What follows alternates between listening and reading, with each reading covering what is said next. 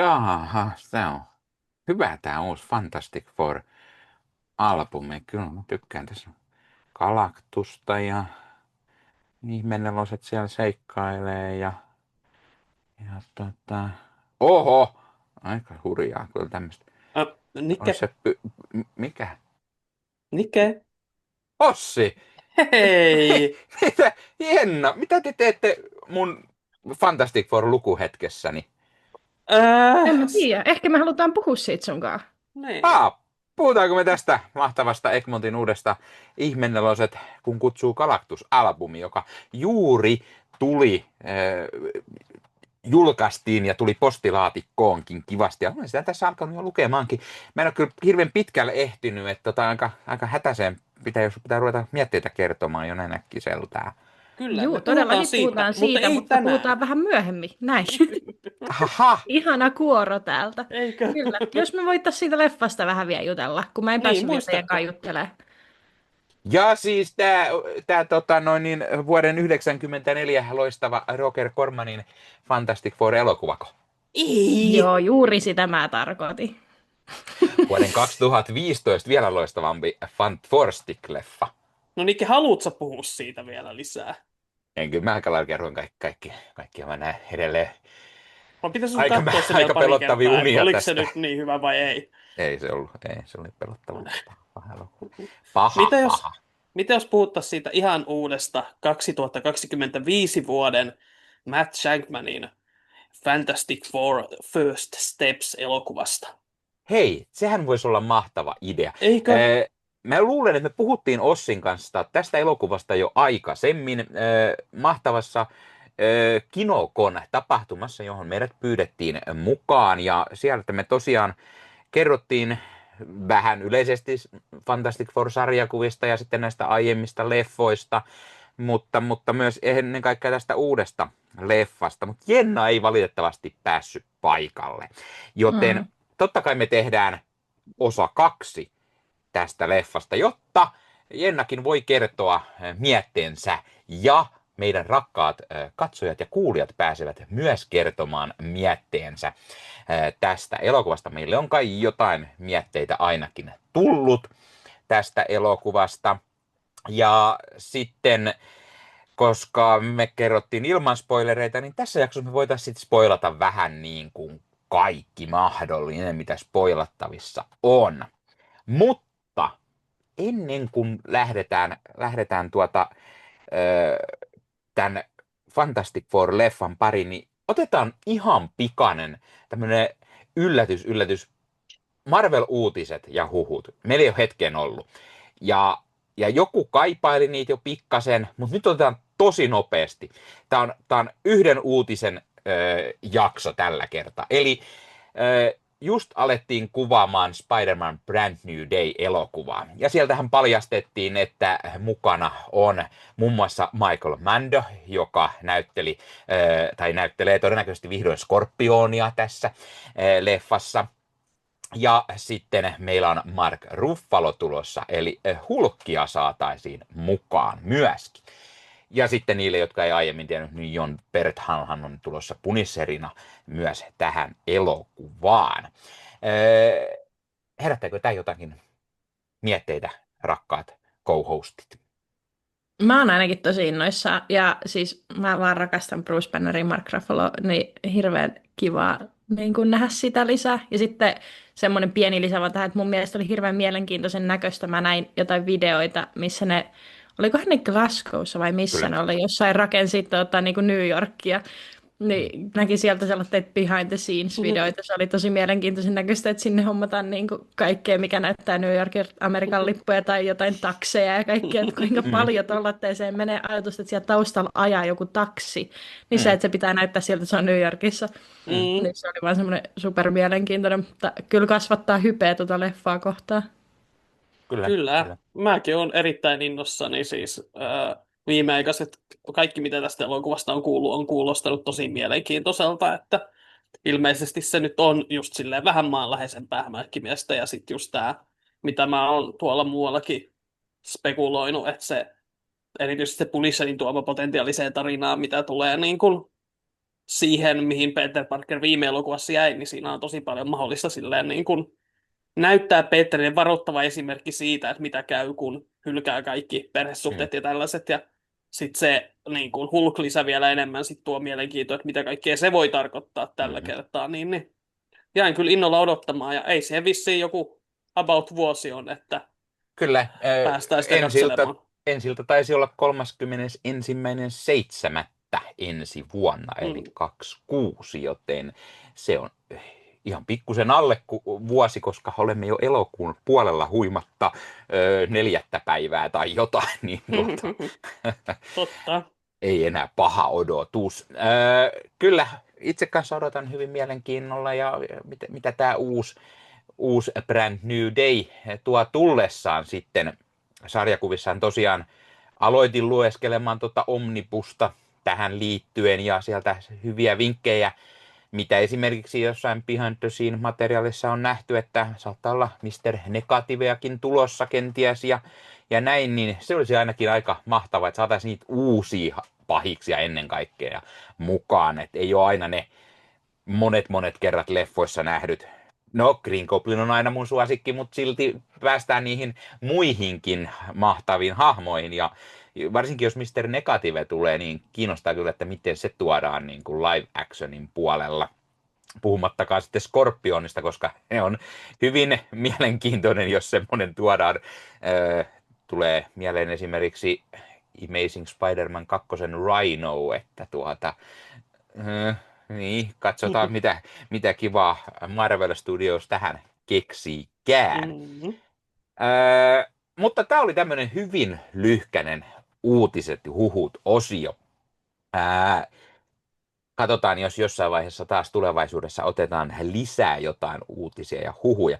Mutta nyt Fantastic Four First Steps elokuvan pariin. Ja kuten tuossa jo vähän sanoin aiemmin pikasen, kun juteltiin, niin koska Jenna ei päässyt Kinokoniin meidän kanssa, niin Jenna saa luvan aloittaa ja kertoa pikaiseen mietteitä, mitä mieltä hän tästä elokuvasta oli.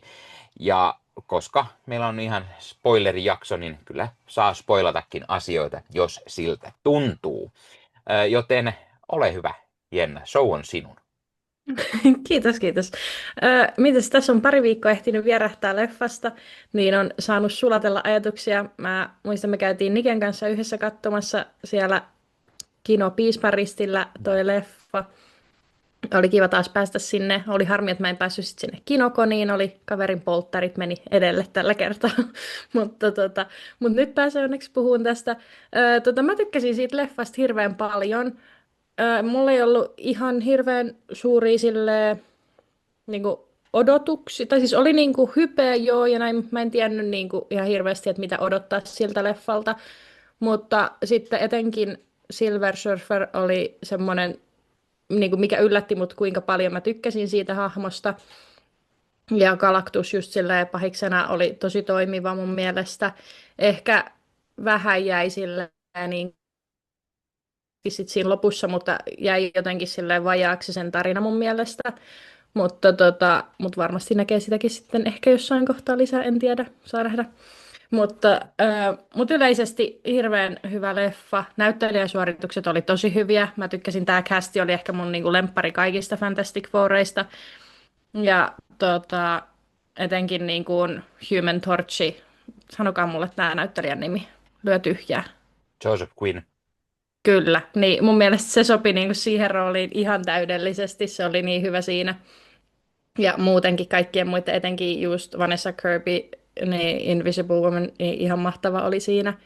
Ja mitäs kaikkea mä muistelen siitä leffasta, pari viikkoa vierähtänyt, mutta joo, yleisesti tykkäsin tosi kovasti, nautin leffasta.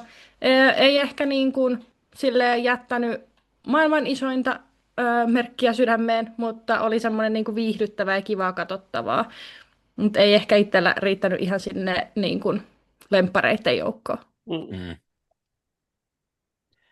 Kyllä. Erittäin hyvin kiteytetty. Kyllä, ja siis mä oon aika lailla samaa mieltä kaikista.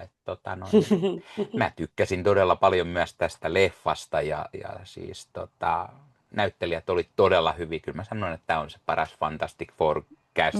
Vaikka Chris Evans oli ihan hyvä liekki, niin tällä kertaa meillä on sentään fiksu liekki, joka oikeasti on jonkunlainen nero ja sitä hyödynnetään myös tässä, eikä se pelkkä naisia iskevä komistus, joten siitä myös propsit, että on tällainenkin lähestymistapa. Mitäs, siirrytäänkö me pikaisesti sitten suoraan sinne katsojien ja kuulijoiden mietteiden pariin? No, mitäpä sitä turhia aikaa. Kyllä vaan.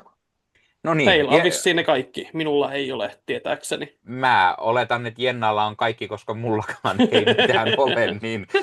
Mulla on kahdet. No niin, hyvä. Mulla on kahdet mietteet, kyllä. Antakaa, assistentti tuo puhelimen sulaturissa. On se kova podcast ja on assistenttikin. Joo, eli aloitetaan tästä vaikka Maisan mietteistä ensimmäisenä. No niin, elikkä Ihmeneloset hahmoina olivat allekirjoittaneille täysin tuntemattomia, joten tämä elokuva oli ensikosketus heihin. Ihmeneloset olikin ihan viihdyttävä elokuva. Elokuva kertoo alkupuoliskolla pikaisesti, miten he saivat voimansa ja heidän ensimmäisistä vuosista kivan retromaisella tavalla, joten elokuva pääsee keskittymään olemaan oma teoksensa ilman velvoitetta olla se pakollinen origin story-filmi. Vaikka elokuvassa nähdäänkin kosminen uhka, joka uhkaa koko maailmaa, niin pohjimmiltaan tämä elokuva oli perhe-elokuva, minkä keskipiste oli näiden hahmojen muodostama perhe. Ja siitä se tuntuikin, kuin olisi oikea perhettä seurannut valkokankalta, joka rakastavasti naljailee toisilleen, saattavat välillä kärsiä erimielisyyksistä, mutta joka on hädän hetkellä yhdessä toimiva, toisiaan tukeva yksikkö. Ihmenelosten välinen dynamiikka ja kemia on oikein toimivaa, samoin heidän näyttelijän suorituksensa. Toki Pedro Pascal tuntui siltä, että hänen naamansa alkaa olemaan vähän kulunut, mutta kyllä hän edelleen ajaa asiansa. Plus hänen hahmon voimilla elokuva olisi saanut leikitellä mielestäni enemmän. Niiden mahdollinen hauskuus ja potentiaali jäivät tässä liian vähälle käytölle. Möykyllä oli elokuvassa oma sivujuoni, joka tuntui kovin ohuelle ja pikakelatulle, josta jäi fiilis, että puuttuukohan tästä jotain materiaalia. Sen sijaan Liekin sivujuoneen, mikä oli sidottuna hopeasurffariin, niin elokuva oli keskittynyt ja panostanut. Toki kyseinen kuvio liittyi hyvin paljolti myös itse tarinaan, niin siksi siihen varmaan haluttiin panostaa. Vanessa Kirby roolissaan varsin pätevä. Oli näyttelijän suoritukseltaan varmaan oma lemppari näistä hamoista. Sinällään hahmot eivät kokeneet kovinkaan suurta kehitystä tai henkistä kasvua, mutta koska tämä oli heidän ensimmäinen elokuva, niin kenties se kasvu ja kehitys on sitten tulevissa elokuvissa edessä. Galactus pahiksena siinä kohtaa, kun se esiteltiin, oli vaikuttavan tuntuinen luomus, ja jonka jälkeen elokuvassa ollut pakokohtaus olikin jännittävää ja intensiivistä seurattavaa, mutta valitettavasti tämä jännitys ja intensiivisyys ei jatkunut elokuvan loppuun asti. Galactus, kun nähdään elokuvan loppupuolella maassa, niin se kaikki uhkaavuus tuntuu katoavan hänestä, ja hänestä tuli sellainen, no rikon tässä vähän näitä teidän rakennuksia, avaruusjättiläinen. Galactus olisi kaivannut hahmona enemmän ruutuaikaa. Hän näkyi loppujen lopuksi aika vähän tässä, joten hänen taustat jne. Jäi aika ohuiksi. Ja lopputaistelukin oli aika mitään sanomaton. Se meni tosi nopeasti ohitse. Olisi kaivannut enemmän panoksien tuntua ja jännitystä. Hopeasurffari olikin yllättäen traaginen hahmo pelkän peruspahis-apuriroolin sijaan, joka teki hahmosta huomattavasti kiinnostavamman kuin mitä se alkuun vaikutti. Ja se lopun vauvan voimien paljastuminen ei ollut mikään yllätys, kun koko elokuvan ajan leffa käytännössä oli katsojalle melkein naamaan hieronut, että tuo vauva on supervoimakas vauva, vaikka vaikuttaakin tavalliselle vauvalle. Muutenkin elokuvan tarina, joka oli siis ihan viihdyttävä kokonaisuus, kärsi siitä, että se oli kovin tavanomainen ja jopa yllätyksetön omassa genressään. Oli joukko supersankareita, joilla supervoimia, joiden pitää yhdistää voimansa ja pahis päihittää. Löytyy myös Portaalia ja New York, joka jälleen kerran kärsii tuhoista. Olihan siinä se henkilökohtainen uhka heillä sen maailman uhan lisäksi, mikä toki toi tarinaan emotionaalisen kytköksen, niin siitä huolimatta jotain uutta, erilaisempaa ja rohkeaa lähestymistapaa näille elokuville toivoisi vähitellen tapahtuvan. Kun näitä kuitenkin aika paljon tehty tuolla samalla kaavalla. Elokuvan visuaalinen ilme oli sen parhaita puolia. Sen retrofuturistinen ilme oli hauskan näköinen, värikäs ja siitä tuli sarjakuvamaiset vibat, mikä oli mukavaa vaihtelua, kun näissä elokuvissa tunnutaan yleensä pyrkivän siihen, että maailma on suhteellisen realistisen näköinen, niin nyt uskallettiin antaa leffan näyttää sarjakuva-elokuvalle. Senkin voi laskea elokuvan vahvuudeksi, että tämän pystyy katsomaan ilman, että katsojan tarvitsisi tietää kaikkia MCU viime vuosien juonikuvioita. Elokuvan musiikit olivat oikein mahtipontisia ja elokuvan tunnelmaa hyvin korostavia. Mielestäni olivat helposti parempaa musiikkipuolta koko MCU:ssa. Loppusanoina tiivistäisin, että tämä elokuva oli ihan hyvää popcorn-viihdettä, jonka tarina ei mikään omaperäisin tässä genressä, joka tuntuu loppupuolelta ja tietyiltä juonikuvioilta vähän kiirehdityltä, mutta jota kantaa perhedynamiikka, näiden hahmojen väliset kemiat ja riemastuttava visuaalinen ilme. Toki edelleen paras elokuvissa on Ihmeperhe, mutta tämä tulee ihan hyvänä kakkosena perässä. Antaisin tälle arvosanaksi 7/5. Siis ihan 7/5 on aika kova. Mutta ihan mielettömät mietteet taas. Mä en tajua ihanaa, kuinka upeasti Maisa jaksaa panostaa näihin ja perustelee tosi hienosti noi kantansa. Kyllä. Kiitos hirveästi. Tosi nätisti kulkee hänellä tuo ajatus ja teksti ja siis tekee pointit selväksi ja justiinsa niin perustelee ne sillä tekstillä, eli sillä elokuvalla, minkä se on nähnyt ja oli samaa mieltä tai eri mieltä, niin siitä tulee selväksi se hänen perspektiivinsä. Tosi hienoa, että kiitos Maisa jälleen kerran. Kyllä, ehdottomasti. Ja mä luulen, että se arvosana oli siis 7/10, ei 7/5, joten... Sanoinko mä 7/5? Joo, 7/10 siinä lukikin. Ai, mä oon täällä ihan kuunnannut näitä Maisan mietteitä. Anteeksi, Maisa. Okei, mä ajattelin, että se kuulosti vähän siltä, että se ei ihan ehkä niin loistavaa, ja sitten se on yhtäkkiä 7/5. Anteeksi, joo, 7/10. Kiitos, kun korjasit tämän. Ei mitään. Mahtavat mietteet kuitenkin, ja hyvin tartuttu noihin asioihin, kyllä ehdottomasti. Kyllä. Ehdottomasti. Mulla on vielä toiset mietteet. On, mutta mä olen härski ja mä varastan puheenvuoron, koska mehän saatiin myös Instagramista lyhyesti yhdet mietteet aikaisemmin, joten mä ajattelin, että otetaan ne nyt myöskin. Mun kesti hetki etsiä, niin mä meni, mutta niin me saatiin lyhyet mietteet Esa V92, joka kertoi, että Fantastic Four First Steps arvosana 9,5/10. Parasta Fantastic Four tähän mennessä. Kaikki toimi yhdessä hienosti, mikä tältä perheeltä odottaa. Johnny ei ollut mulkkuhahmo, siitä tykkäsin paljon. Galactus Design oli erinomainen verrattuna siihen pilvihirviöön. Vaatetus oli erinomaista. 70-80-luku sopii hyvin tähän. Tohtori Doomin ilmestyminen oli jännä. Odotan innolla Avengers-elokuvaa. Kiitos paljon, jatkakaa podcastin tekemistä. Kiitos itsellesi. Kiitos paljon. Hyvin tiivistetty sieltä ja mukava kuulla, että leffa iski kovaa ja että niin halusit jakaa nämä aatekset meidän kanssa. Kyllä. Ja toi oli mun mielestä hyvä nosto tuosta puvustuksesta. Meidän ne asut oli ihan törkeän upeita. Ja siis mä esimerkiksi noisin Marvel Rivalsissa, mä en osta ikinä mitään skinejä, mutta nyt kun tuli se tosta, niin se Invisin toi skini, niin se oli ensimmäinen nyt skini, minkä minä olen ostanut, koska se oli niin hieno, se oli samanlainen kuin siinä leffassa. Nice. Niin, mä tykkäsin niistä kyllä kans tosi paljon. Joo, siis ne asut oli tosi nätit ja niissä jotenkin se tekstuuri korostui nätisti ja se, että ne oli sitä tavallaan samaa mallistoa niillä, mutta sitten niissä oli pieniä yksilöeroja, jotka teki niistä kivan persoonallisia ja sitten just vahvat värit, sininen ja valkoinen silleen.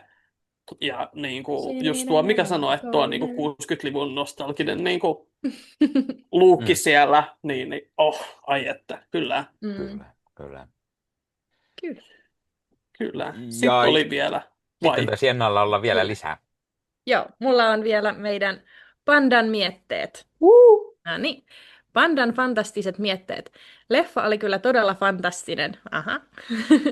Pidin leffasta todella. Alun uutiskertaus, missä kerrottiin, miten nämä sai voimat, oli todella toimiva. Voimien kuvaus oli todella toimivaa. Leffojen taistelut toimii hyvin ja voimien käyttö ja kaikki toimii. Tämä Silver Surfer oli kyllä minusta parhain näistä, mutta siihen ei paljon vaadittu. Leffan puvut olivat upeita ja leffassa oli kivasti huumoria mukana. Ja suurilta tunteilta ei vältytty tälläkään kertaa. Tuli itku jälleen kerran. Franklinin osuus leffassa oli aika hyvä, toivon lisää häntä. Minusta Galactus oli suuri uhka tällä kertaa ja se Galactus oli tehty todella hyvin.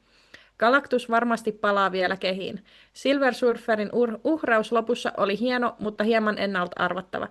Jälleen kerran näimme, kuinka voimakkaita Marvel-äidit voi olla, kun vaarassa on heidän oma lapsi. Syn voimat oli kyllä voimakkaat, mutta Franklin kun vaarassa voimat huipussa, vaarassa voimat huipussa, kuten Vandan, kun lapset on pulassa. Pidin paljon lopussa, kun nähtiin Doom Franklinin kanssa. Odotan innolla tulevaa. Pidin leffasta todella paljon. Arvosanaksi annan 9/10. PS. Pandan random kyssäri. Mikä on teidän lempijäätelö? Nyt ensinnäkin hyvät mietteet, Panda. Tosi kiva kuulla aina. Ja samastuin moniin kohtiin. Itsekin herkistyin elokuvassa pariin otteeseen. Että Mutta ei vitsi, onpa vaikea kysymys. Mikähän on mulla suosikkijäätelö? Mitähän se on, mitä mä oon syönyt viime aikoina? Siis jäätelöt on miljoonia hyviä ja se on aina vaikea sanoa, mutta kyllä mä aika usein tykkään, että Ben ja Jerryt on aika loistavia jäätelöitä, joten varmaan se sitten siihen suuntaan menee. Onko se sitten legendaarinen cookie dough kenties tai joku. Niilläkin on niin montaa hyvää nykyään, että on tosi paha sanoa. Niillä on aivan yksi ylihyvä se, missä on niinku näitä peanut butter kuppeja, niinku maapähkinäkuppeja. Mä tykkään niistä ihan sikana, niin sitten semmoinen jäätelö, jossa on niitä on superhyvä. Ja sitten niillä oli joskus semmoinen, en tiedä onko vieläkin semmoinen, jossa oli niinku semmoisia pikkusia hunajapalloja, jotka oli ihan törkeä hyviä. Tykkäsin niistä paljon. Ja ylipäätänsä itsekin just Ben & Jerry's, koska niissä on just niinku vähän enemmän kuin vaan sitä yhtä makua, että siinä on sitä purtavaa ja niin kuin tekstuuria niissä paljon, niin mä tykkään tosi paljon sellaisista. Kyllä, mutta siinä on toki se, että ne maksaa ihan helvatan paljon nykyään, niin niitä pitää ostaa aika lailla sit, kun siinä on se joku tarjous aina kun on 30. se tarjous.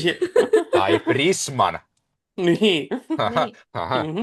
Se on usein 30, niin sitten lähtee heti ostohousut jalkaan ja medoksi. Normaalisti se on 8 € ylitte. Jep.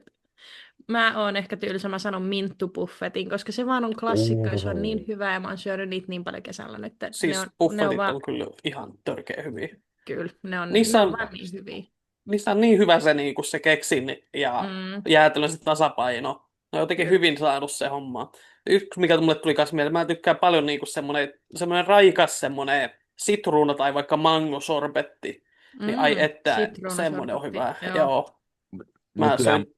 Mua harmittaa myös tosi paljon se, että moni jäätelö on tiputtanut sen koon ihan naurettavan pieneksi siihen, mitä ne on ollut aikanaan, niin on se vaan säälittävää, kun se on semmoinen megatuutit tai mitä ikinä jättiksetkin, kaikki daimit, ne on ihan pikkuruisia tuutteja nykyään verrattuna siihen, millä siinä oli joskus. Kyllä aika kultaa. Sekin on tietty, kyllä. Mut ja Mars-jäätelöpatukat. Snickers. Valkosuklaa Snickers on myös kova. Just söin tänään meidän itse asiassa Snickersin valkosuklaaversio, mutta se on myös varsin toimiva. Joo, mutta Marssi myös, kyllä niitä voi vetää se. Se on ikävä, kun sä ostat sen paketin ja sitten huomaat, että kaikki meni jo. Ei ehtinyt käymään kotona, jos on siellä pakastimessa. Ja sitten kun puhutaan tämmöisistä, niin vanha kunnon amppari tietenkin ja kaikki niiden kaverit nykyään, niin ai vitsit. Totta. Kyllä. Amppari ja murkku. Niitä tuli silloin junnunne varsinkin paljon ja omat muksut tykkää välillä syödä myös niin tullut aina, niin tulee kyllä nostalginen fiilis sinne ysärille. Mutta kiitos Pandalle mietteistä. Kyllä, hyvät mietteet. Tämä on aina tämä, kun tulee tämä random kyssäri tähän, niin sitten se menee heti suoraan siihen, että mikä mun lemppari jäätelö on. Niinpä. Ja hyvin Mutta hei, saanko kuulla teidän mietteitä? Mähän olen totta kai siis ehtinyt katsomaan tässä teidän tota, Kinokon jutusta, mutta siis haluaisitteko te ihan vaan refreshaa mulle, että mitä mieltä te olitte tästä leffasta? Miten mä aistin tässä pientä sellaista niin kuin huijauspuijausta? Ei se mitään, ei se mitään. Mä voin vaikka aloittaa ja siis sanoa, että siis kyllä muun iski niin kuin tosi lujaa, erityisesti just siellä niin kuin nimenomaan siellä teatterissa. Oli muutenkin vähän semmoisella herkällä päällä siinä päivänä ja ollut niinä aikoina. Niin sit siellä tavallaan niin kuin oikein korostui tietyt hetket ja tietyt tunteet. Sellainen niin kuin 60-luvun avaruusajan optimismi, jota mä näin siinä, kun ne lähtee avaruuteen, kun ne saa koko maapallon niin toimimaan yhdessä yhteisen tavoitteen vuoksi ja niin kuin, säästämään energiaa. Ja kaikki tämä siis niin kuin, tietää siinä, että niin kuin, ne on vaihtoehto todellisuudessa. Tämä.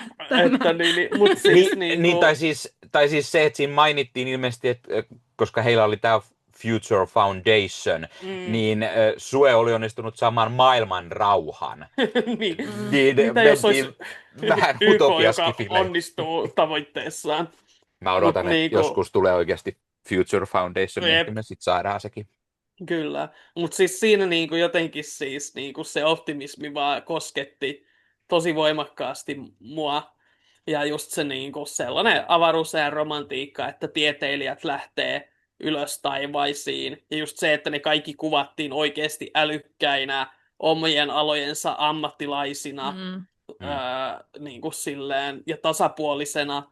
Silleen, mä olisin sanonut ihan hyvin tuossa omassa mietteessä se, että niinku esim. Thingin sivutarina jäi vähän silleen, niinku, sitä ei ollut ihan loppuun asti mun mielestä hiottu. Tuntuu, että siitä vähän ehkä puuttuu jotain. Sitä olisi kaivannut lisää. Mutta sitten samaan aikaan niinku se, miten se oli toteutettu CGI-llä se hahmo, se puhutteli mua paljon ja sitten niinku, niihin silmiin saatiin niin paljon energiaa. Ja Ebon Moss-Bachrachin ääni tosi niinku, siis mä vaan rakastan häntä näyttelijänä niin paljon ja se paistoi siitä läpi, toimi tosi hyvin ja tykkäsin niinku semmosista pienistä yksityiskoista sitä, että hän esim. Kävi siellä synagogassa. Thing on kuitenkin niin kuin yksi näitä merkittävimpiä juutalaishahmoja, mitä on, ja myös pidetään usein niin kuin kaikista eniten Jack Kirbyn avatarina, että tässä lopussa taisi ollakin Kirbyn lainaus siitä, että kaikissa hahmoissa on aina palataiteilija itseään, ja Ben Grimmia on kaikista eniten pidetty siinä hänen representaationaan, ja se niin kuin, toimi hyvin. Ja sitten just niin kuin siis yksi, mitä mä taisin sanoa siinä meidän aiemmassa arvostelussa, että mä en ole koskaan ennen samastunut Johnny Stormiin niin paljon kuin tässä, kuin se, että avaruudesta tulee tämmöinen niin kuin hopeinen baby, ja se on heti silleen, että oh my god, siis hei, oh my god, onko toi lautaosa sun kroppaa? Niin kuin, siis se olisin just minä, niin kuin, mä olisin just aivan niin kuin samanlainen, jos sellainen yhtäkkiä ilmestyy, sitten mä tuun kotiin silleen, että kaverit, hei, mulla on uusi ihastus. Ja se oli niin kuin jotenkin niin ihana. Ja ylipäätänsä se, miten ne just niin kuin, tavallaan Johnny Storm siinä, niin kuten sanotaan, että hän tykkää naisista, mutta hän ei ole niin kuin mauton. Että se on niin kuin sellaista vilpitöntä niin kuin, se niin kuin himoa kyllä, mutta niin kuin silleen, että se ei tee sitä niin kuin epämukavalla tavalla. Se ei ole sellaista, että sillä on kainalossa koko ajan joku baby, vaan se on niin kuin sellaista niin kuin vähän silleen niin kuin vilpittömämpää ja sellaista innokasta, vähän semmoista poikamaisempaa, mistä mä pidin. Ja sitten se niin kuin, oliko se Nikke, joka tässä just sanoikin jo, että hänkään ei ole niin kuin idiootti, vaan hän on oikeasti älykäs tässä. Häntä vähän jopa aliarvioidaan ja ihan mielenkiintoinen se, että hänestä tehtiin tämmöinen linguisti, kielitutkija, joka oli hauska lisä tähän ja sopi hyvin. Ja sitten samalla just se, mitä mä just kuuntelin jotain toista arvostelua, mutta se niin kuin, retroteknologian käyttö tässä, että esim. Vinyyleiltä kuunnellaan näitä avaruudesta tulleita lähetyksiä, ja se justiinsa tämä, että millaiseksi tulevaisuus kuviteltiin 60-luvulla, on tuotu tähän, ja se niin kuin jotenkin niin kuin, tosi ihastuttavaa katsottavaa, niin kuin muuhun MCUhun, niin omaperäisen näköinen, ja sitten just tämä, että siis teki hyvää Marvelille välillä päästä pois siitä niin kuin realismista, mihin ne yleensä pyrkii, ja nähdä tällainen niin kuin optimistisempi maailma. Ja siis, joo, Nikki, ota sä välillä koppia. Siis joo, ja mä tykkäsin just siitä, että se koko se maailma oli sellainen, se oli niin ihana, että mä haluaisin nähdä enemmän leffoja tässä samassa universumissa. Ja tässä leffassa on rikkaus se, että koska siinä kerrotaan, että täällä maa 828, siellä on Fantastic Four, siellä ei ole muita supersankareita. Siellä on ainoastaan ne, niin siinä ei tule väliin niitä muita Avengersia tai muuta auttamaan. Ja sitten se tekee myös tämän hyvin siihen, että sun ei tarvi olla nähnyt ainuttakaan Marvel-leffaa. Tämä on kuitenkin jo 37. MCU-leffa. Ja niistä aika moni on sellainen, että sun pitää olla nähnyt ainakin jotain, että sä pysyt niin kuin kärryllä jossain määrin. Niin tässä sun ei tarvitse nähdä mitään. Sä voit aloittaa tästä vaikka koko matkan. Niin se on sinänsä myös tosi hienoa, että niin kuin pääsee siihen. Mä tykkäsin näyttelijöistä. Pedro Pascal on tosi ylikäytetty ehkä tällä hetkellä, koska hänet on vähän joka paikalla. Hänellä on 5 leffaa viime vuoden aikana tullut, tai projekti, jossa tämä sarjat myös mukaan. Ja mutta Pedro on aina Pedro, se on vaan mahtava, ja mun mielestä sen Reed Richards toimi tosi hyvin. Me puhuttiin Kinokonista, niistä lempihahmoista, niin kyllä siis mä vaan tykkään. Reed Richards se on jotenkin mielenkiintoinen nykyään eniten itselle ehkä noista, ja onnistui tosi hyvin. Toki tässä leffassa sitten vielä, niin esimerkiksi just Vanessa Kirby onnistui tosi hyvin mun mielestä Sue Stormina, ja niin kuin voimien kannalta ehkä se paras, niin kuin, koska niin kuin Maisakin sanoi, niin Reedin noi voimat ei ihan ollut tässä, niin olisi voinut leikitellä vähän niin kuin lisää vielä.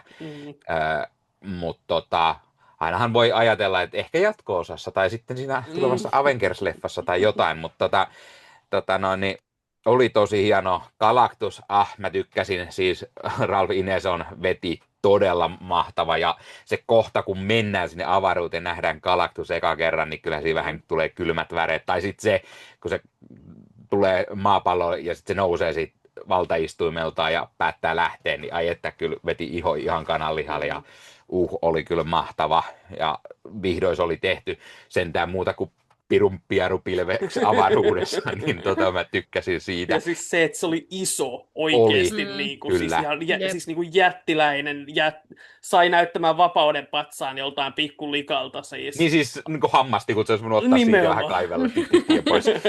Ja siis mä tykkäsin tosi paljon siitä, miten se oli toteutettu. Mä tykkäsin siitä, kun siinä lähdetään sinne avaruuteen. Mulla tuli tosi paljon sellainen niin kuin Star Trek-mäinen fiilis, kun mennään sinne. Tai sitten kun ne lähtee karkuun sieltä, Silver Surfer lähtee perään surfaten avaruudessa, niin kuin Ossi sanoi myös hyvin Kinokonissa siitä, niin se on niin kuin tosi hyvä lisä, että niin nähdään se, että sehän oikeasti surffaa sillä, koska se on surffilauta, eikä niin kuin, että se niin kuin menee sinne. Se on mä tykkäsin tästä versiosta hyvin, tosi paljon, ja se oli tosi hyvä. Vähän olisi saanut ehkä taustaakin pikkusen vielä niin kuin enemmän olla hahmolle. Mä ymmärrän sinänsä, että siinä oli ne perusjutut äkkiseltä kerrottu, mutta aika hyvin kuitenkin oli. Samoin Galactus, semmoinen pikku teaseri, ja siitä, miten kun se on semmoinen maailmojen syöjä, niin tässä leffassa tulee se semmoinen niin kuin inhimillisempi puoli, että hän myös niin kuin ei halua olla sitä, ja hän löytää siihen ratkaisun. Okei, toi nainen on raskaana, ja siellä on jotain niin kosmisen voimakasta, että se voi lopettaa mun nälän, ja se haluaa sen takia sen lapsen, ja sitten siihen tulee se koko se, niin kuin, minkä takia se on sitten Fantastic Fourille sit vähän isompi juttu kuin pelkkä se, että okei, sieltä tulee maailmanloppu, joo, mutta sitten siellä on se heidän lapsi, mikä syntyy sitten siinä avaruusmatkalla ja näin, niin tulee. Jes, me nähtiin Franklin Richards, joka on yksi niistä Marvel-universumin voimakkaimmista hahmoista, ellei jopa se voimakkain hahmo, niin tosi mielenkiintoista, miten sillä voidaan leikitellä tulevaisuudessa. Ja mitä vielä? Musiikit oli todella mahtavat. Michael Giacchino jälleen, se vaan toimi tosi hyvin, ja sitten kun se tunnuspiisissäkin on se Fantastic Four, se jää vaan soimaan päähän, ja se soi koko ajan sen jälkeen.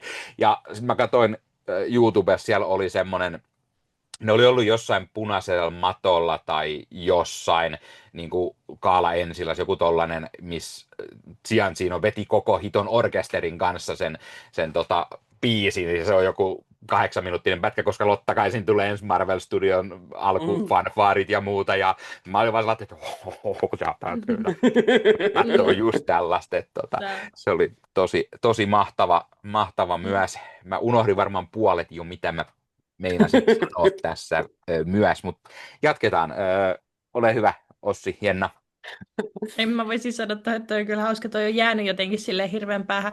Melkein ole kotona ollut silleen, että heti kun jompikumpi on vaan silleen, what time is it? Niin sitten toi on vastaava, it's covering time. se vaan jäi siitä niin paljon, se oli kyllä ihan mahtava. What time is it, Ben? Mutta joo, ja sitten mä voisin lisätä tuohon, että kun mä tykkäsin kauheasti siitä kanssa, että ei ollut niin, että niin kuin Franklin olisi tullut vasta ihan leffan lopussa, vaan että sitten se tuotiin siinä jo niin kuin aikaisemmin, että leffan alussa jo Galaktuksen voima käynnistää synnytys, niin, se oli kyllä kiva sille, että se toi siihen vähän sille lisää sitä, että joo, tietysti se oli jo sille niin kuin emotionaalinen uhka just se, että hän on raskaana ja näin, mutta se, että se tuotiin kuitenkin siihen niin kuin konkreettisesti, nähtiin se vauva ja tälleen, niin se toi siis, vähän lisää. Siis mä tykkäsin tosi paljon myös siitä, että leffa alkaa siitä kohtauksesta, että Reed on vähän höppänä, se etsii jotain kylppäristä ja samaan aikaan vaimo näkee, että jaha, täällä on tämmöinen testinäyttäjä, ja sitten se menee niinku kertomaan sen, se tulee heti leffan alussa, kun sitä nähtiin jo pikkusen tiisattu aikaisemmin mainoskampanjassa ja näin, niin sitten se tulee niin kuin heti leffa alkuun, leffa käynnistyy siitä, niin se tulee niin kuin mielenkiinnolla. Ainut, mikä ehkä siinä on se, että sitten se lopun, kun Sue kuolee, niin se näki satojen kilometrien päähän, okei, Franklin, silloin voima tuoda se takaisin, niin se tulee siinä, että se on vähän liian semmoinen perus McGuffin, että kaikki tietää, että all right, se tulee ihan kohta, koska ekas leffassa tapa yhtä konnelikosta, vai tuoako ne siihen niinku yllättäen She-Hulkin tilalla? Niin, ainakin se oli ansaittua, että se toimi sillä lailla, että se oli pohjustettua, mutta siis kyllä siis komppaan tätä, että miten siis, koska katsojana on hirveän vaikea käsittää silleen, että koko maailmaa, niin tarvitaan jotain sellaisia tommosia asioita, jotka vie sen maan pinnalle, ja mikä sen niin kuin, helpompi tapa tehdä se kuin pieni vauva, johon me kaikki voidaan niin kuin, jollain tavalla niin kuin, samaistua tai tuntea se, niin kuin, että me halutaan automaattisesti suojella sitä.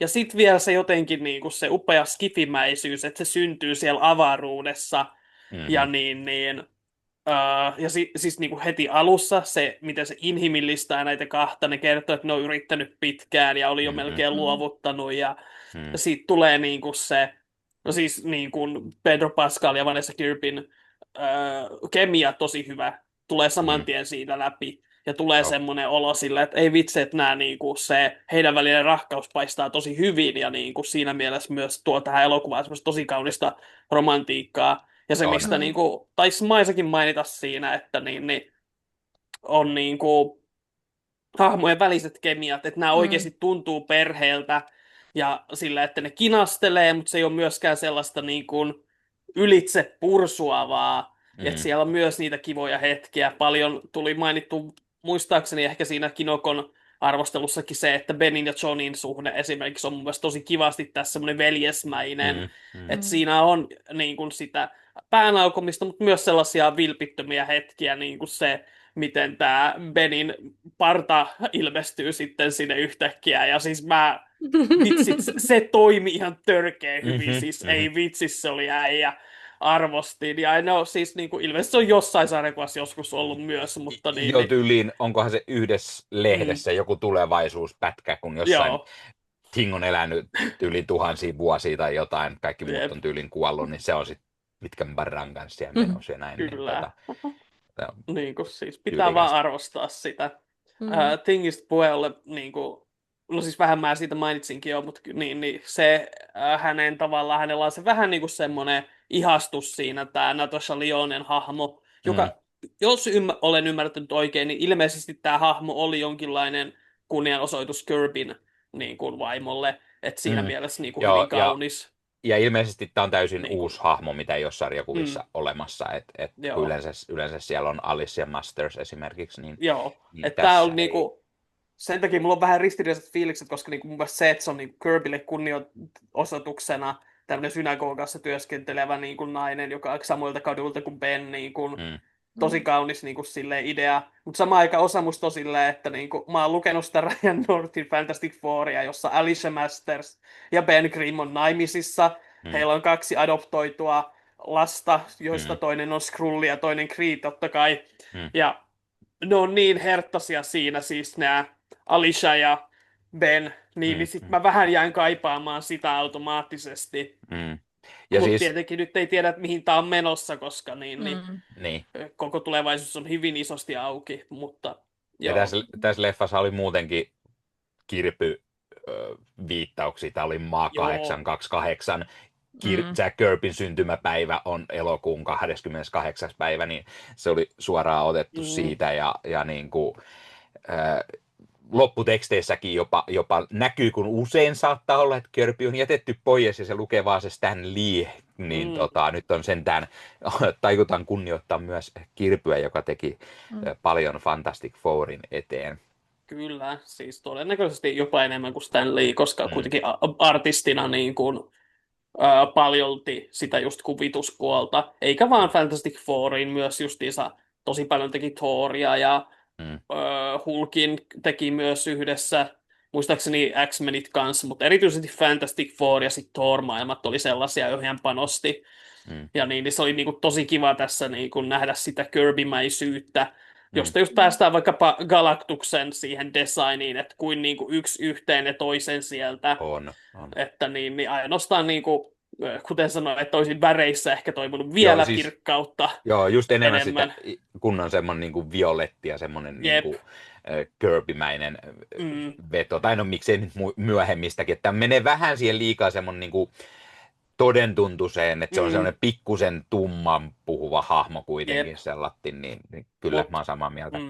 sitten samaan aikaan sit komppaan niin kovaa siis tätä, minähän olen rakastunut Ralph Inesonia varmaan siitä asti, kun mä näin hänet The Witchissä, jossa, siis siinä on varmaan Hollywoodin ehkä paras ääni. Hänellä siis niin voimakas, niin möreä, niin sellainen niin kuin raastava. Ja sitten tolleen laittaa hänet tuommoiseen galaktukseen, niin kuin toimii tosi hyvin.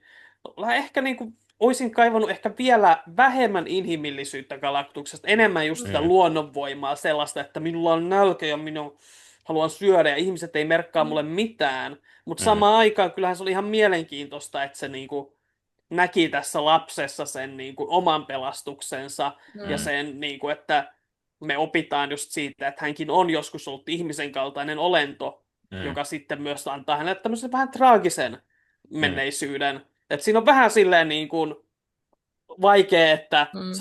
että vähän niin kuin silleen niin kuin haluaa nauttia kakustaan ja myös syödä sitä, mm, kuten mm, tuolla englanninkielisessä maailmassa sanotaan, niin se on Mut hankala tämmöinen dilemma, josta ei oikein pääse eroon. ja mä tykkään myös siitä, että sit kun sieltä Fantastic Four pakenee, tulee maapallolla, kaikki on salatti vasta. Te voititte sen, jes, hyvä. Miten se Kyllä. oli? Ja sitten että ei me voitettu itse asiassa. Ja sitten käy ilmi, Niin. että se haluaa niiden lapsia. Ja se otti, jaha, kaikki kääntyy vastaan. Kaikki sanoo, että no antakaa se, uhratkaa teidän lapsi, että Mm. miljardit säästyy ja näin. Ja sitten ne kieltäytyy, mutta sitten tullaan taas yhteen ihmisten kanssa, niin ne keksii keinon, Jep. mikä oli niinku siis mielenkiintoinen. Mulla tuli tosi paljon mieleen toi Jonathan Hickmanin Secret Warsi, missä on sitä sama juttu, just sitä ennen ne koittaa tai siirtää planeetan pois ja siihen tilalle niin kuin jonkun toisen Mm. planeetan, jotta pahis erehtyy siitä, niin mulla tuli tosi paljon mieleen niin kuin samanlainen, ja mä hetki jo miettisin, että jaha, tällä tavalla, kun me mennään siihen pää-MCU-hun, että me siirrytään koko planeetta pois. Jep. Näin ei kuitenkaan ollut, mutta mä tykkäsin tosi paljon siitä, että siitä tuli semmoinen katastrofileffa fiilis. Niin mä sanoinkin, että tulee joku Armageddon tai Independence Day tai tämmöinen mieleen, että siinä on niinku just semmoinen, että ihmiset on vaarassa, ne yrittää paniikissa keksiä siellä ratkaisua niin sitten siellä hommat menee vähän pieleen, koska no just saamassa kaikki, niin totta kai se tulee Silver Surfer, että se tuhoaa ne kaikki vaan siitä, ja että se meni siihen, yksi jäi jäljellä. No sitten että no okei, no houkutellaan se koristo siihen, sitten laitetaan syötiksi oma lapsi siihen, ja sitten jekku ei se ollutkaan siinä, ja toinen tulee, ja sitten se latti, no ei me sitä sinne saada, sitten suojo se latti, saada, anna mene sitten. Siis se on just tää niinku silleen, että nähdään niinku koko maailma tulee yhteen ja tekee kaikkea. Tosi niinku tämmönen fantastinen, absurdi skifisuunnitelma. Ja sitten tulee just semmonen, ei vitsi, että tää on niinku hienoa nähdä. Ja sitten, ai että se niinku, puukotus sydämeen, kaikki menee pieleen. Yksi niinku siis se, miten se vaan tuhoaa Silver Surfer, ne kaikki portit silleen. Niin siis ei koko mitään maapallo arvoa. yhtäkkiä vaan. Jep, siis niin sellainen niinku, oikein semmoinen niin kuin, että haistakaa niin kuin, että ei teillä ollut hetkeäkään mahdollisuuksia, että kun te ymmärrät, että Galactus tulee, että ihan turha alkaa pyristelemään ja sit silti ne keksii sen keinon, joka on niin kuin sitten hienoa. Ja siis se, mikä on mielenkiintoista, että tässä tulee sopivalla tavalla mun mielestä esiin se ja Reedin ikään kuin pimeämpi puoli, että hänellä on vähän silleen, että hän on se, joka ajattelee niitä kaikkia skenaarioita, kaikkia vaihtoehtoja, myös niitä, jota ei niin kuin välttämättä sanota ääneen. Se ei tarkoita, että hän niin kuin oikeasti on niiden puolella tai tällä lailla, mutta hän ajattelee niitä, koska se on hänen tehtävänsä maailman viisaimpana miehenä sillä lailla ottaa kaikki mahdollisuudet huomioon. Ja se on tosi mielenkiintoinen se keskustelu, jonka ne käy siinä justiinsa siitä. Ja näyttää just tavallaan sitä, että joo, että hän on niin kuin raassa älykkyydessä todella niin kuin huipulla, mutta sitten niin kuin hänellä on myös tämmöisiä puutteita, vähän sellaista pimeyttä ja ehkä vähän niin kuin sosiaalisestikin vähän sellaista niin kuin tietynlaista niin kuin epävakautta ja se jotenkin niin kuin tulee siinä hienosti esiin ilman, että se kuitenkaan niin kuin tuntuu liian niin kuin ilman, että se pilaa sitä hahmoa millään tavalla, vaan se tuo siitä mielenkiintoisemman.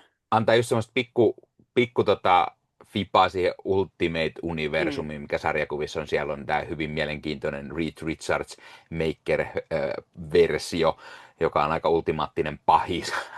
Mutta sitten sen lisäksi niin tämä Jonathan Hickmanin ajalla tämä Council of Reeds, jos on jokaisen universumin Reedit on tehnyt semmoisen neuvoston, niin siellä on myös hyvin mielenkiintoisia ja ei niin ihania vaimojaan ajattelevia riidejä, vaan niin kuin mennään oma napa tai maailmanpelastus edellä kuitenkin, niin vähän tulee se myös mieleen siitä.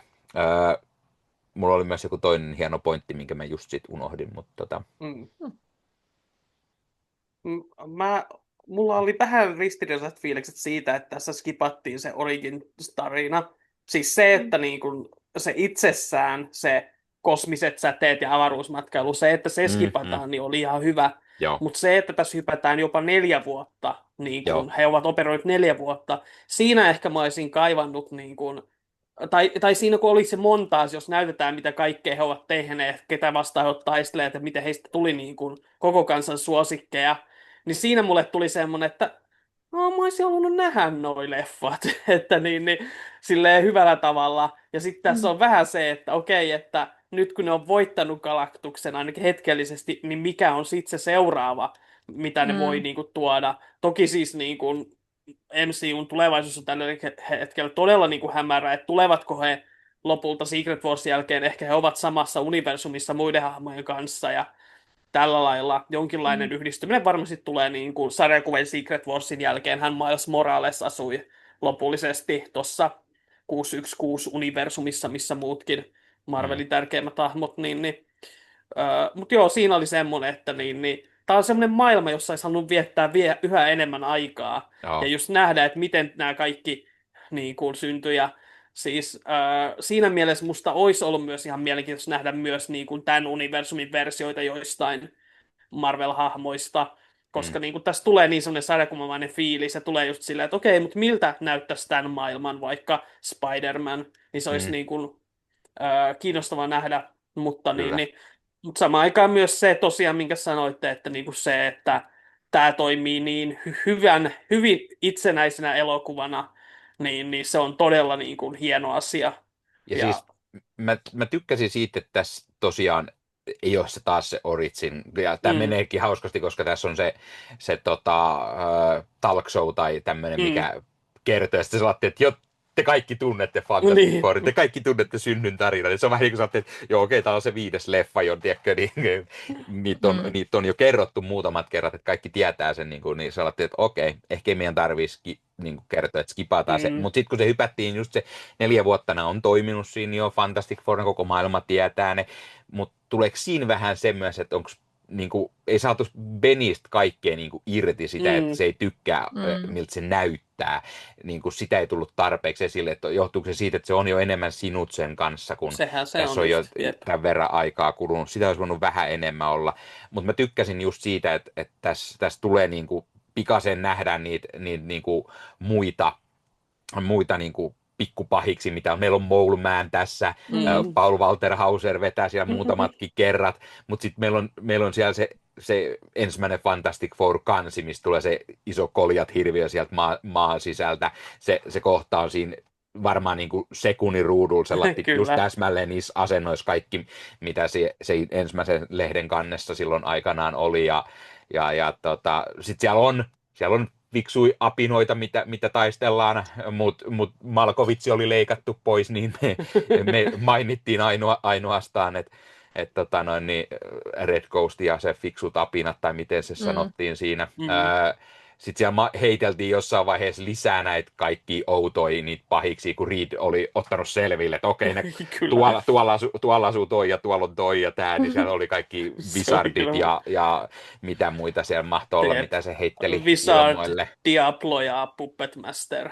Joo, just tällaisia niin kuin hyvin alkupään niin kuin tällaisia ikonisia, mutta niin kuin tosi outoja hahmoja myös siinä mielessä, että jos semmoisen olisi tuotu tähän, niin olisi saattanut ollakin. Mutta mä tykkäsin sentään siitä, että meillä oli ihan pikkusen Harvey Elder tässä, eli Mole Man, ja saatiin se ja nähtiin se, että hän oli tullut kuitenkin, Sue oli sitten niin kuin, tehnyt lähestyttävyyttä jotenkin ja oli siinä. Ja sitten päästään just siihen, mitä me jossain aiemmin puhuttiin Ossinkaan varmaan näistä muista Fantastic Four-leffoista, niin siinä on just tulee se, että niin moni pahis yrittää aina Suea, niin Ossi oli vaan sitä mieltä, että hän muistaa vaan Namorin, ja tämän jälkeen mä muistin heti, että kyllä Mole Man oli kiinnostunut jossain vaiheessa, Namor on ollut kiinnostunut, Victor on ollut kiinnostunut, ja mitä muita siellä on ollut, niin ne on niin kuin aina kaikki Suen perässä. Tämä oli niin kuin hauska jotenkin, että se oli löytänyt yhteyden, ja sen takia se ei, koko alamaailma ei yritäkään sieltä sitten niin kuin tulla, niin se oli hauska semmoinen. Ja siis musta se oli niinku hyvin käytetty häntä siinä mielessä, että hänellä oli selkeä tarkoitus siinä lopussa. Oli. Että niin alussa niin kun tiisattiin, että tämmöinen hahmo on, ja hänen kanssaan on tehty rauha.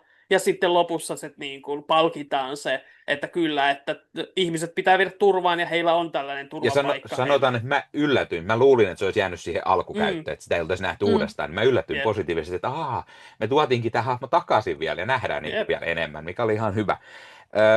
Ja toinen, mitä mun piti sanoa aikaisemmin, muistin nyt, niin on se, että koska tämä on oikeasti jo 5. Fantastic Four-leffa, se yksi ei julkaistu virallisesti, mutta kuitenkin tämä on 5. jo, niin tämä on ensimmäinen, missä meillä ei ole Victor Von Doom mukana, jos ei sitä lopputiiseriä lasketa, mutta niinku, oikeasti se on kaikissa muissa ollut niinku aina pahiksena siellä mukana, että vaikka sieltä oli Rise of Silver Surferissa oli ne muut, mutta sieltä se oli kuitenkin sen kaiken iso paha siinäkin sitten lopulta, niin nyt meillä ei ole sitä, mutta kyllä vähän tyhmästi mulla tuli vähän sellainen pari kertaa, että tiisaa vähän sellainen, että ja nähtiin, oli tämä Future Foundationin tämä tämmöinen YK-tyylinen kokous tai jotain, ja siellä oli Latveria luki isolla penkkiä, siellä ei ollutkaan ketään ja näin, ja niin kuin, täällä pikkusen liikaa niin kuin, yritettiin tiisata, että olisit nyt sit näyttänyt pikkusen enemmän sitä, jos kerran niin kuin, haluatte tiisata, vai onko niin kuin sellainen, että meinaatte, että kyllä ne kaikki, nyt ne repii pelihousunsa, niin ei malta odottaa sitä 1,5 vuotta, että tulee se Avengers Doomsday-leffa. Lopussakin. Kyllä mä pikkusen olin sinänsä niin kuin iso fanin sellatti, pikkusen pettynyt, että sieltä tulee, hypätään sen 4 vuotta tulevaisuuteen, siellä on pikkupoika Franklin ja sitten siellä on vihreä huppupäinen kaveri ja näin, mutta sitten me ei nähdä kuitenkaan, niin, että olisi se nyt voinut tuoda se RDJ siihen saakeli vielä, kun Russot oli kuitenkin ohjannut sen lopputeaserin siihen, niin olisi nyt voinut näyttää, että se on joku random tyyppi, se on toinen Russon veljeksistä vetänyt kaavu Niin. päälle. Siis todennäköisesti se ei edes ollut RDJ, siis niinku, jos oli, niin sitten aika niinku näppärä tapa saada niin siis, päivän tiedostit. Että... On, mutta siis tosi hauska myös se, että nykyään kun toi tekoäly on niin iso juttu, niin nettihän on vuotanut niitä sellaisia pätkiä siitä leffasta. Siihen on luotu ihan RDJ ja semmoinen pieni kohtaus. Ja mä oon sellainen, että tähänkö me ollaan menty, että niinku kaikki luulee, että se on oikeasti siinä leffassa tällainen kohtaus. Netti on vuodettu leffan loppukohta. Siellä oli Robert Downey Jr. Sitten se puhuu siinä oikein vielä, Victoria kertoo jotain. Ja mä oon mä en kyllä muista tällaista tässä leffassa. Että... Joo, mä näin sen kanssa silleen, että ei tää ollut siinä leffassa. Joo, kyllä. Mutta en ala ränttäämään tässä tekoälystä ja sen. Ei, koska siinä menee todella paljon aikaa, kun sä sillä. Jep, mutta niin. Joo, siis se oli semmoinen, siis mulle se lopputiiseri oli vähän semmoinen niinku itsestäänselvyys silleen, että joo, Doomsday tulee, kyllä tiedän, että mä olisin ehkä niin kuin, ehkä mä alan jotenkin olemaan niin kuin, pikkuhiljaa saanut tarpeekseni näistä tiisaavista niin kuin lopputekstikohtauksista, että enemmän ehkä kaipaan just jotain niin kuin, humoristisempaa tai jotain sellaista. Tosin Thunderboltsissa oli mun mielestä tosi hyvä, koska se oli niin kuin yhdisti tavallaan, ja sehän oli aika pitkäkin, että siinä oli sekä humori että tiisi. Niin, mutta sitten siellä lähtiin Fantastic Four alussa, ja tässä ne ei lähde mitenkään, niin kuin, se on vähän hämärä, että okei, tämä tiisaakin tämän ohitte vielä, että se ei tiisannutkaan tämän leffan. Mä ajattelin, että tämän leffan lopussa liittyy jotenkin siihen, mutta sit se ei kuitenkaan ollut, niin oli vähän semmoinen, että okei. Tämä olikin vähän... Joo, mä odotin kanssa, että se sitoutuisi siihen vielä jotenkin. Mä olin silleen, että nytkö ne ei. Ehkä se tulee sitten siinä paljastuu, että Doom tyyliin kidnappasi Franklin ja sitten ne lähtee perään toiseen ulottuvuuteen tai joku tämmöinen. Niin, ja siis esimerkiksi. Tietenkin niin, sitten kun puhutaan tuosta niin lopusta, niin mulla myös heti tulee tämä, niin kuin, koska siinä ollaan hypätty 4 vuotta eteenpäin, niin mulla herää tämä kysymys, että missä on Valeria Richards, eli tämä Reedin ja Suun toinen lapsi, heidän tyttärensä, joka on isänsäkin viisaampi jo 4-vuotiaana sarjakuvissa, niin jäin odottamaan, että okei, onko häntä ollenkaan. Siis sinänsä, niin kuin, kyllä mä tavallaan ymmärrän, jos se halutaan niin kuin, jättää pois, että on jo tarpeeksi niin kuin, yhdessä lapsessa, mutta sitten se tuntuu samaan aikaan myös jotenkin tylsältä, koska mun se on niin hauska konsepti tämmöinen niin kuin pikkutyttö, joka on isänsä viisaampi, ja hänen isänsä on se maailman viisain mies, joten... Mä toivoisin, että se tulisi. Jep, samoin. Niin. Kysymys on tietty siinä, että mikä se on se ikäero Franklinin ja Valerielle, että onko se sitten just, että onko niin, että... Seuraavakin alkaa sillä lailla, että nimenomaan, että saadaanko me se mukaan. Niin, toisaalta se on sinänsä hauska, jos niin isoveli syntyy avaruudessa ja pikkusisko syntyy sitten toisessa ulottuvuudessa vaikka, niin siinä olisi kyllä sopisi hyvin Fantastic Fouriin. Ja siitä tulee sitten semmoinen hauska miettiminen kytkös. Nähdäänkö me tulevaisuudessa myös Richardsien lapsenvahti, joka oli sarjakuvissa Agatha Harkness, niin kiinnostaa myös se, että pikku yllätys olisi tähän niinku poikaa vielä. Ai että toi olisi ihan sika hauskaa. Se olisi kyllä siis, en kuollaksenikaan keksi, että miten ne voisi tarinallisesti sen järjestää tässä vaiheessa. Ehkä joku semmoinen, että Agathalla ja Billillä on joku salainen juoni ja tarvii jotain Baxter-talosta ja niiden pitää soluttautua sinne tai joku semmoinen. Tai sitten se olisi vaan ollut tässä maa 828, jolloin se ei olisi ollut ehkä niin vaikeampi, mutta olisi ollut pikkuinen saatu siihen Catherine Hahn niin mukaan, niin se olisi voinut olla. Ai että. Mitäköhän muuta mun piti sitten sanoa, mitä mä oon tässä taas unohtanut?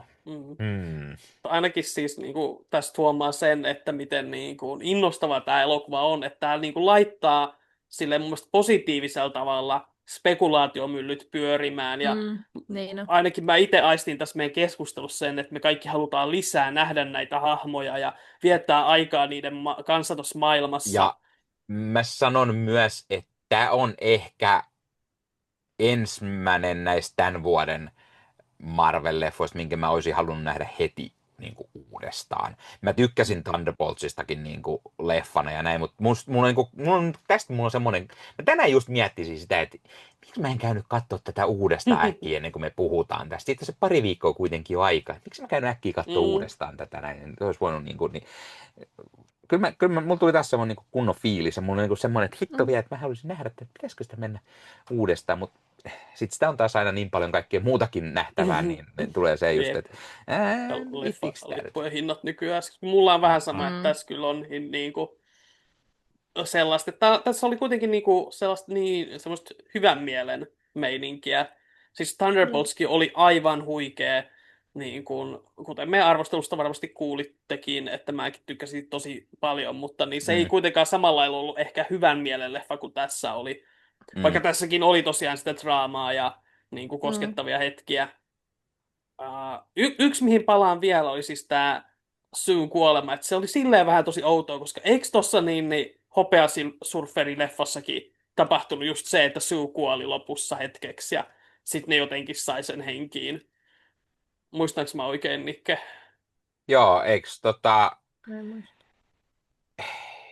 se kuole ja eikö Norri rattua sen takaisin, eli Silver Surferi, sen voimalla se pystyy, niin se toi sen takaisin. Tämä on just se, kuten Ossi viimeksikin sanoi, että me just katsottiin nämä, mutta on pikkusen unohdettava leffa, joten alkaa unohtumaan itseltäkin jo ne asiat, mutta muistaakseni se kuolee siinä ja sitten Silver Surferi tuo sen takaisin. Mutta se oli vaan semmoinen outo niin kuin yhtenäisyys näillä elokuvilla, että molemmat muka tappaa Suen.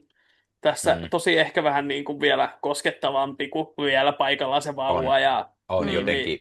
Pedro Pascal vielä siinä niin kuin hajoaa ja niin kuin siis... Ja siis sanotaan, että näin isänä, niin tämä on hyvin semmoinen, tuli ehkä itselle vähän semmoinen, että nyt on pahasti jotain tuolla. Että yksi asia, mistä meillä on puhuttu, Herbie. Meillä oli Herbie-robotti myös mukana. Siis mahtavaa, että tuotiin tähän leffaversioon myös Herbie, tämä ihmenelosten hieno robottiapuri. Ja mä tykkäsin siitä, kun se semmoinen just se retrofuturistinen fiilis, mikä tässä on. Silloin se kasetti siinä naamassa, mikä Reed jossain kohtaa ottaa pois ja vaihtaa siihen, kun ne lähtee, oliko se kun ne lähtee avaruuteen tai jotain? Joo, niin se oli avaruusversio. Niin, pistettiin eri nauha siihen, koska se tarvii sen nauhan vissiin, että se tallentaa tiedot tai jotain. Niin se on hauskaa, että se on musta oli että siinä oli asetuksina oli aluksi, että se on kotitalousrobotti, ja sitten ne laittoi avaruusasetukset häneen. Mutta se oli kyllä just hauskaa, että ne on, niin kuin sanoit, että se on vähän sama fiilis kuin se, kun ne laittaa niihin vinyleihin, tallentaa tietoa ja näin, niin se Herbin naamassa on se kasetti, mikä ne vaihtaa. Niin se on aika mahtava ideana. Ja just niin kuin sopivasti käytetty sillä, että se on hauska lisä siellä osana sitä niin kuin, perheen ympäristöä, mutta ei kuitenkaan niin kuin dominoi sitä elokuvaa millään tavalla. Että toimii niin, siis just luontaisella tavalla, semmoinen kivana mausteena. Pikku sivuhahmo lisää, mikä on tuttu niille, jotka on lukenut esimerkiksi sarjakuvia, niin tietää, että toi on toi. Vähän niin kuin Mole Man esimerkiksi oli myöskin, niin semmoinen, niin kuin, että sopivassa määrissä käytetty molemmat niin kuin hahmona. Ja saa haluamaan niin kuin ehkä kuitenkin myös nähdä pikkusen lisää. Muistaanko mä oikein, että oliko Herbie luotu sitä yhtä Fantastic Four-animaatiota varten, jossa ei ollut Human Torchia, koska se oli mun mielestä, hänelle suunniteltiin omaa sarjaansa, ja sitten Herbie korvattiin, tai tuotiin hänelle sijaiseksi siihen animaatiosarjaan. Siis näin mäkin nyt muistaisin, mutta mä en ihan sata varma tästä ole. Ja siitä liittyy semmoinen urbaani legenda, että syy, minkä takia Human Torch ei ollut siinä, oli se, että TV-pomot olisi pelännyt, että lapset sytyttää itsensä tuleen, kun ne haluaa matkia. Mutta tämä on ilmeisesti onneksi myytti. Että... Niin. Mutta sen jälkeen ne lapset halusivat olla robotteja ja valloittaa maailman. Kyllä. Ajaa, okei. Joo. Mutta Kyllä. Joo. Hyvä. Se ajatus katkesi. Mäkin haluan näiden niin kuin 4 ja tämän robotin kanssa sunnuntai-illalliselle ja viettää aikaa heidän kanssaan ja syödä valkosipuli, tomaattikastiketta, mitä olikaan. Ja ai vitsit, niin kuin, jossa on vähän sitä potkua. Kyllä, kyllä. Kaiken kaikkiaan mä tykkäsin todella paljon tästä elokuvasta. Onko tämä tämän vuoden paras supersankarileffa? Ei välttämättä, mutta Marvelilta ainakin mun mielestä se paras. Mä tykkäsin itse enemmän Thunderboltsista, siis tykkäsin tästä hirveästi, mutta mä en sano tätä tämän vuoden lemppariksi. Itselle Thunderbolts kolahti enemmän, mutta toki tämä on ihana asia, koska se on mielipide. Kyllä. Siis, mä tykkäsin kyllä tosi paljon tästä. Joo. Mä en osaa sanoa, että kummasta. Siis mä luulen, että tää iski nyt enemmän, koska mä olin semmoisessa tosi herkässä tilassa muista syistä johtuen, niin tää ehkä tuli semmoiseen hetkeen, kun mä tarvitsin, että mun pitää varmaan katsoa ne uudestaan, että mä osaan sanoa, kumpi on parempi. Mutta niinku siis kyllä nämä nyt aivan huikeita on molemmat. Ja siis jos nämä on esimerkki siitä, että mihin Marvel on niin kuin menossa nyt, että panostetaan enemmän, niin kuin, kun he ovat nyt myöntäneet, että heillä oli vähän tämmöinen niin kuin määrä ennen laatua. Toki mä oon nyt tykännyt kaikista heidän projekteista edelleen, että ei siinä. Mutta niin jos nämä 2 elokuvaa ovat merkki niin kuin tulevaisuudesta, niin sitten ollaan kyllä niin kuin, hyvissä käsissä. Vaikka niin mua edelleen vähän jännittää nuo Avengers-leffat, että mites niin kuin vieläkö russoilla on hallussa toi homma. Joo, ja siis mua nyt ennen kaikkea tulee just sellainen mieleen tuossa, mitä mä taas, kun mä luin Secret Wars-tarinaa tuolta Hickmanin, niin tämä Incursion, mitkä on tosi iso homma, se planeettojen kohtaaminen, tuhoutuminen, multiversumin, sitä tiisattiin silloin Multiverse of Madnessissa, ja sitten unohtui tämä homma vähän. Se on vähän se, että meinaatko se nyt suoraan ottaa tämän ainoastaan niissä Avengers-leffoissa, koska nyt näyttää vähän niin kuin siltä. Joo, siis mä ymmärrän siis siinä mielessäkin, sehän oli Avengers-lehdissä, missä niitä paljon puhuttiin silloin Hickmanin kaudella, mutta niin kuin, että olisiko sitä pitänyt vähän tiisata jossain aikaisemmin? Olisiko sen yhden Doctor Strange-leffan niin kuin pitänyt tulla vaikka tähän aikaisemmin, missä oltaisiin puhuttu vähän, että mikä se inkursio on, että saadaan, vai hypätäänkö sitten vaan suoraan, että antaa olla, hypätään tästä suoraan. Että onko ne vähän... Olettaen, että siinä on Eskysen niistä, koska siis kyllähän ne aina muuttaa paljon noita. On, että... mutta mulla on semmoinen fiilis, että joitain asioita niillä on nyt viime aikoina jäänyt vähän, että tiisataan ja unohdetaan aika paljon käyttää. Joo, onhan meillä nyt hyvänä esimerkkinä, että liiderikin tuli yhtäkkiä 15 vuoden tauon jälkeen takaisin tai näin. Että on se niin kuin mahdollista, mutta musta tuntuu, että tiisataan nyt aika paljon kaikkea, mihin huomataan, että ei pitäisi käyttää näitä tiisauksia niin kuin mitenkään. Että sinänsä, mutta tämä tuo sentään hyvän positiivisen fiiliksen siitä, että ehkä homma on hallussa kuitenkin siellä. Ja niin kuin Ossikin sanoi, kyllä mä oon kaikista aina tykännyt. Että mahtavaa. Ja lisää mä haluan nähdä tämän leffan uudestaan. Mä haluaisin nähdä uudestaan myös tässä universumissa muitakin tarinoita. Se voisi olla aika niin kuin hauska semmoinen. Ja varsinkin jos tulee se semmoinen niin kuin Secret Wars-leffaan se inkursio, niin nähtäisi joku, että ehkä täällä planeetalla olikin jotain muitakin myös kuin ihminen. Tuli niiden jälkeen esimerkiksi, niin nähdään, että ne yrittää pysäyttää sen niin kuin, tai jotain, niin se voisi olla todella mielenkiintoista. Jep. Mites? Olisiko meillä oikein niin kuin arvosanojakin jopa antaa? Me ei Ossinkaan keritty Kinokonissa sellaista sanomaan, kun meillä loppu aika. Ja Jenna ei muuten ole vielä kerinnyt sitä antamaan, niin onko teillä jotain numeroa, jonka te haluatte tälle leffalle antaa? 9/10. 9/10. Kyllä, tosi hyvä. Mä sanon 8/10. Oli niinku hyvä, mutta ei se ihan sinne niinku erinomaiseen riitä. Mä oon 9 kannalla myöskin. 9/10. Tiettyjä asioita olisi voinut pikkusen sieltä parantaa, pohjustaa ehkä paremmin tai näin, mutta todella hyvä. Mä tykkäsin ja mä odotan todella paljon, että mä näen tätä lisää. Näen tämän uudestaan, mutta näen myös lisää näitä hahmoja, näitä näyttelijöitä näissä rooleissa, jotka oli tosi hyviä.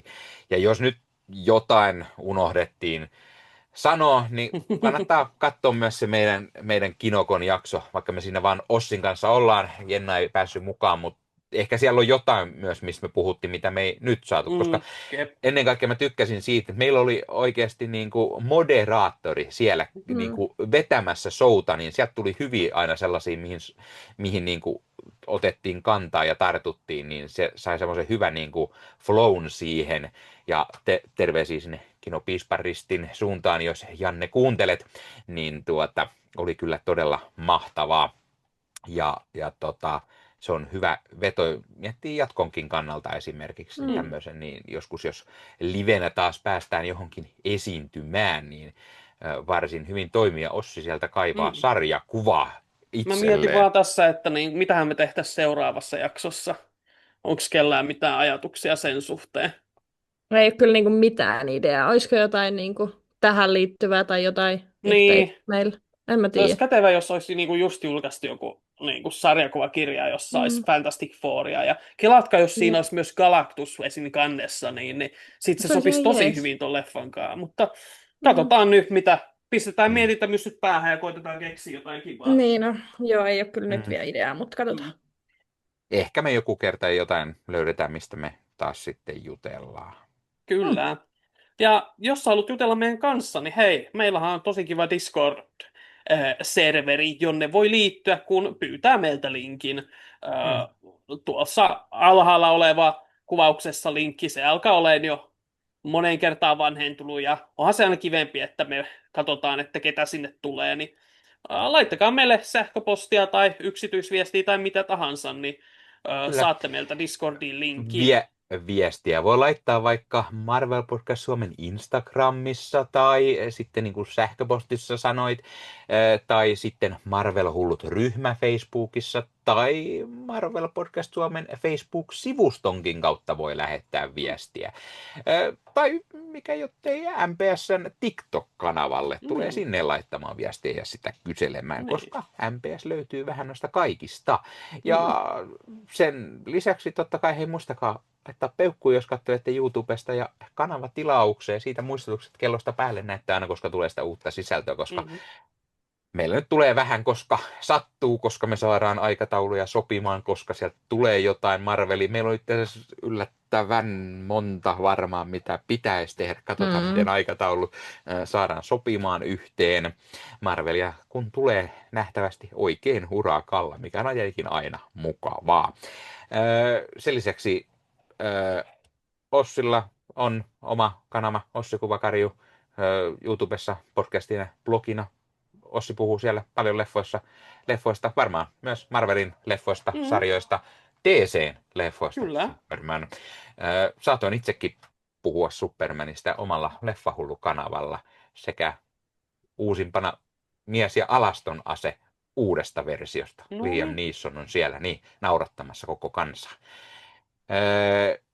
Sen lisäksi tietenkin ottakaa Leffamedia haltuun. Sieltä löytyy muita leffasarjahulluja, jotka kertovat varmasti mietteensä myös Marvelin leffoista ja sarjoista, ehkä vähän sarjakuvistakin ja peleistä ja kaiken näköistä muuta.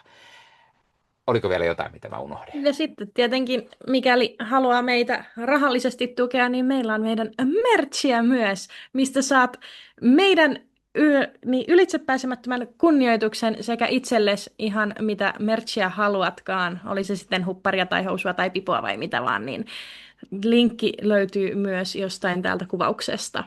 Kyllä. Ja sinne vaan siis käyttämään, laittakaa ne ostohousut jalkaan ja sitten voitte ostaa itselle vaikka ostohupparin, jossa on meidän logo. Meillä on siellä housuja myöskin, eli jos haluaa MPS-logolla varustetut housut ostohousuiksi, niin sekin on mahdollista. Tai jos, kuten tiedätte, jos sulla on herkät korvat, niin pipo auttaa aina siihen, pysyy lämpimänä, niin sitten ne ihanan herkät korvat ei ehkä olekaan enää niin herkkiä. Herkät korvat. Kyllä. Kiitos oikein paljon. Ei varmaan muuta Kiitos tällä kaikesta hyvästä. Kyllä. Kiitos oikein paljon. Kiitos. Hyvä. Fantastic Four. Oli fantastinen leffa. Oli. Kyllä. Tämä oli ihan fantastinen höpöttelykin. Kyllä. Kyllä. seuraavaksi Eikö se saadaan ole aina jutella kivaa? lisää jotain fantastista, koska Niin, päästään lukemaan toi fantastinen albumi ja puhumaan siitä. niinpä. Niin, Kyllä. On parasta. Pyrneä. Niin. Niin, Mä tykkään, että meillä on niin kuin 4 Fantastic Four-jaksoa peräkkäin. se on aika tiukka. Hyvin suunniteltu. Tiedätkö muuten, mitä mä huomasin ihan randomisti, sanon tähän näin. Tämä albumi Fantastic Four, mikä just tuli. Ja mä sattuisin katsoa hyllyyn, niin kun mullahan oli mä taisin puhua siinä meidän aikaisemmassa jaksossakin siitä, kun mullahan on täällä tämä John Byrne, ihmeinen on se albumi, mikä tuli silloin joskus, koska se nyt tulikaan. Niin nämä ihan back to back, tämä jatkuu ihan suoraan siitä numerosta, mihin nämä sopivasti kaikki peräkkäisiä numeroita, mitä näissä on.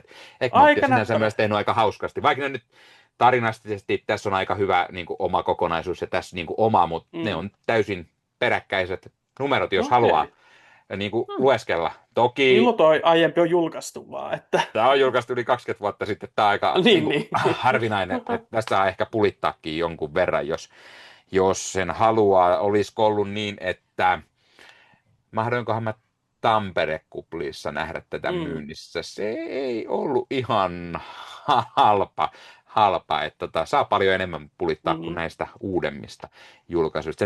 Eikö Montille vinkkiä, että ehkä olisi uusinta painokselle sitten? Se on tietysti toinen vaihtoehto, tai sitten se, että kyllä sitä saa kaiken näköistä muutakin julkaista. Mä tykkään siitä, että Egmontti kuitenkin julkaisee nyt tosi paljon suomeksi näitä Marvel-tarinoita. Ja joku itse asiassa sanoi, kun mä juttelin tuolla jossain somen maailmassa jonkun Marvel-fanin kanssa, niin hän just sitä sanoisi, että olisiko ollut meidän Discordissa, niin sanoisi sitä, että hän kaipaisi niinku semmoisia uusia tarinoita. Että esimerkiksi uusi Jonathan Hickmanin Secret Wars suomeksi, ennen kuin se leffa tulee, voisi olla aika kova. Se olisi totta kai kova. No, mulla on tietty toi Omnibus tossa takana, ja se on just tällä hetkellä luennossa, että ihan pakottava tarve on, mutta siis mä tykkään niinku siitä, mutta mä tykkään tosi paljon siitä, koska en mä näitä ikinä lukenut aikaisemmin näitä tarinoita. Että niin kuin John Byrnen ihminen on, että mä oon jotain sieltä lukenut, niin kuin just tämän, mutta mä oon lukenut tämän 20 vuotta sitten, niin hän tästäkään mitään muista tyyliä. Että niin kuin, mä tykkään siitä, että tulee näitä tämmöisiä klassisia tarinoita suomeksi, mutta pikkusen kaipaa myös ehkä niitä vähän jotain niin kuin uudempia. Olisi ihan niin kuin mielenkiintoista. Joku tietty ajattelee ehkä, että hei, miten niin kuin sit ensi vuoden leffoista Spider-Man Brand New Day. No se me ollaan saatu Hämähäkkimies-lehdessä kuitenkin. Niin. Se on niin kuin olemassa suomeksi kuitenkin. Siellä Hämähäkkimiehellä on oma lehti, mikä on ainut Marvel-hahmo, millä on oma lehti tänä päivänä. Mutta siis kuitenkin, että ne on sentään tullut. Mutta miten sitten, semmoinenkin tarina on olemassa kuin Doomsday, niin saataisiin sitä esimerkiksi ensi vuonna suomeksi. Tai se joku muu. Tai ylipäätänsä joku Doom-tarina olisi aika siisti. Kyllä, joku semmoinen oma Doom-albumi voisi olla kanssa aika hyvä. Tai sitten semmoisia, jos on ollut jotain, sanotaan 3 numeron tarinoita esimerkiksi, jos Doom on ollut Avengersien pahiksena, ihmenelosten tai tämmöisiä, niin tuoda pari semmoista niin kuin eri poppoon tarinoitakin, missä Doom on ollut, niin sekin voisi tietysti olla aika hyvä. Jep, yhtenä kokoelmana. Jos nyt joku Egmontin päässä kuuntelee, ja jos ei kuuntele, niin ehkä me puhutaan siitä seuraavassa jaksossa. Puhutaan myös tästä Egmontin albumista, niin kerrotaan mietteet siinäkin varmuuden vuoksi vielä uudestaan, jos muistetaan. Kyllä. Mahtavaa. Kiitos. Ei muuta. Kyllä. Samalla ihmekanavalla samaan ihmeaikaan. Niin riippuu tietty, mihin aikaan sä katsot YouTubessa näitä. Ihmeaikaan. Koska on ihmeaika? Onko aina ihmeaika? Se on 4 minuuttia Kloberin ajan jälkeen. Okei, hyvä. Kyllä. Ja nyt on Kloberin aika, joten nähdään 4 minuutin päästä. Hyvä. Kyllä. Moi. Moi. Heippa.